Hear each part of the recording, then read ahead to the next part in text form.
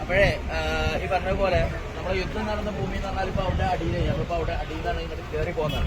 സാധാരണ ഇസ്ലാമിൽ എവിടെയാണോ യുദ്ധം നടക്കുന്നത് അവിടെ തന്നെയാണ് മറവ് ചെയ്യുക. അപ്പോൾ ഇതിലായാലും മറ്റൊക്കെ നമുക്ക് പോയാൽ മക്ബറ എന്ന് പറയുമ്പോൾ എവിടെയാണോ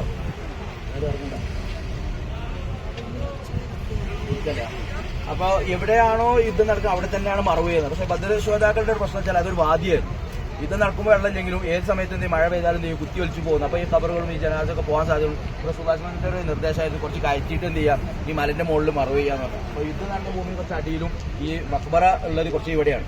അപ്പോൾ 14 പേരാണ് ശുഹദാക്കൾ എന്ന് പറയുന്നത്. ഈ 14 പേരിൽ 13 പേരാണ് ഇവിടെ മറവ് ചെയ്തിട്ടുള്ളത്. ഒരാൾ ഈ പറഞ്ഞ ഉബൈദ് ബിൻ ഹാരിസ് റളിയല്ലാഹു അൻഹു സുൽത്താന്റെ, കാരണം അഹ്ലു ബൈത്തിലെ ആദ്യത്തെ ഷഹീദാണെന്ന് പറയാം ഉബൈദ് ബിൻ ഹാരിസ്. അങ്ങനെ അവരാണ് അഹ്ലു ബൈത്തിൽ ആദ്യമായിട്ട് ഷഹീദായത്.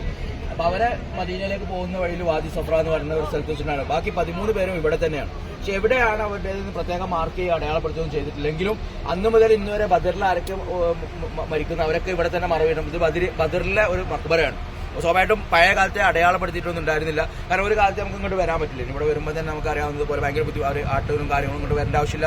ഇപ്പോഴാണ് എന്ത് ചെയ്ത് കുറച്ചെങ്കിലും നമുക്ക് തുറന്നു തരും. അപ്പൊ ഈ കാണുന്നതാണ് എന്ത്, ഈ കാണുന്ന ഖബറുകളാണ് ഈ സംഭവം. പക്ഷെ എവിടെയാണ് എന്നുള്ളത് നമുക്ക് വ്യക്തമായിട്ട് അറിയില്ല.